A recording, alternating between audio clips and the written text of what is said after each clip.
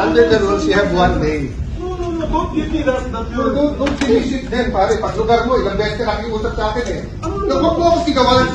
Ilang beses ka rin nakiusap pa. Hanggang doon na. Nag-abroad ka ba eh. Anong gusto mo? Anong gusto mo? Sindak ka ng sindak dito eh. Bakit? Sisigawan mo ako ng pakialam mo.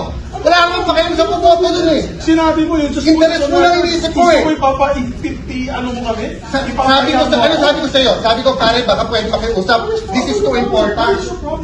We gave him more than an hour of leeway for a non-member. That's a luxury. With that, I am compelled to declare Madam Chair, may I... Senator Cayetano out of order Madam Chair, before that, because he is a non-member of the committee. Madam Chair, I am answering the inquiry So of my... Uminit ang palitan ng salita. Nang makatsyempo si Trillanes, pinatayan ng mikropono si Cayetano. Pansamantalang sinuspindi ang hearing, pero hindi pa rin humupa ang tensyon kahit patay na ang mikropono.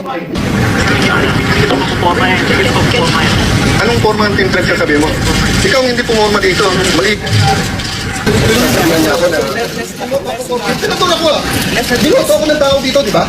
Please. Sa pagbabalik ng pagdinig, hindi na nitiis si Cayetano ang katabi niyang si Trillanes, kaya lumipat na ito ng upuan. Madam Chair, can you stop? Just continue. Can Senator Trillanes stop talking to me? I mean, I don't want to talk to him, but he keeps talking to me.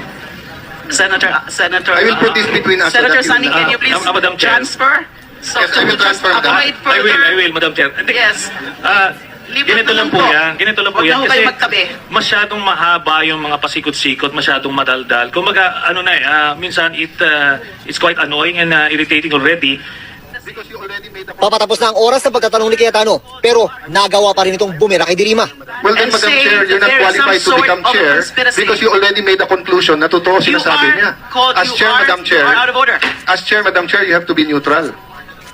That is the... May we request the Sergeant at Arms, please?